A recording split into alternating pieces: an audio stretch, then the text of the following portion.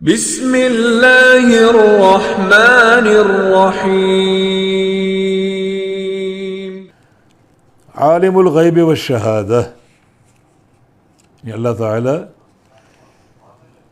عالم الغیب والشہادہ ہے، ہر غیب اور ہر حاضر شے کو جاننے والا۔ غیب سے مراد ہر وہ شے جو ہم سے غائب ہو،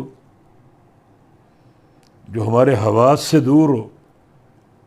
یعنی انسان کے 5 حواس ہیں، جن حواس کے ذریعے کسی بھی چیز کا ادراک ہو سکتا ہے۔ جیسے حاسہ بصر ہے، دیکھنا، تو دیکھ کر ایک چیز معلوم کی جا سکتی ہے۔ حاسہ سمع ہے، سننا، یہ سن کر ایک چیز کا ادراک ہو سکتا ہے۔ حاسہ لمس ہے، چھونا، چھو کر ایک چیز کا ادراک اور اس کا علم ہو سکتا ہے۔ اس طرح حاسہ ذوق ہے، یعنی چکھ کر ایک چیز کا ادراک لے لینا۔ ان سارے حواس سے جو چیز ماوراء ہو وہ ہم سے غائب ہے، ہم اس کو نہیں جانتے، مگر اللہ رب العزت عالم الغیب ہے اور ہر اس چیز کو جانتا ہے جو ہم سے غائب ہے۔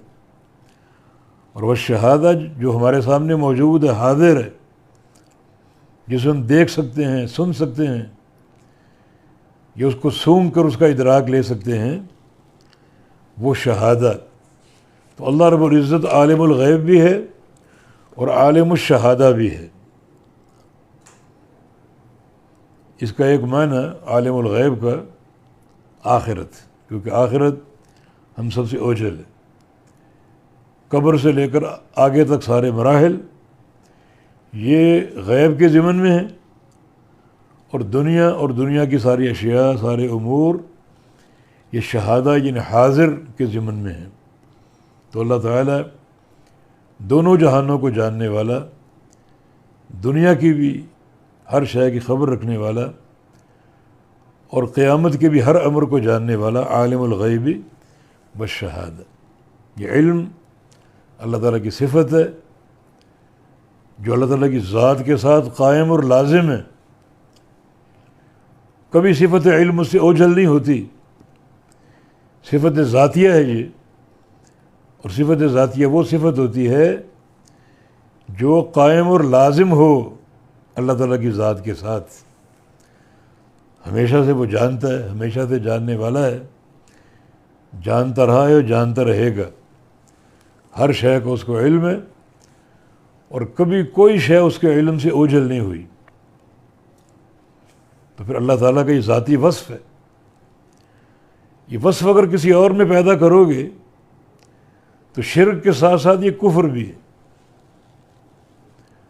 یہ وصف اللہ تعالیٰ کے ساتھ مخصوص ہے، کسی اور کو عالم الغیب کہو گے یا عالم الشہادہ کہو گے، عالم الغیب و شہادہ کہو گے، تو نہ صرف یہ کہ شرک ہے بلکہ یہ عقیدہ کفر ہے۔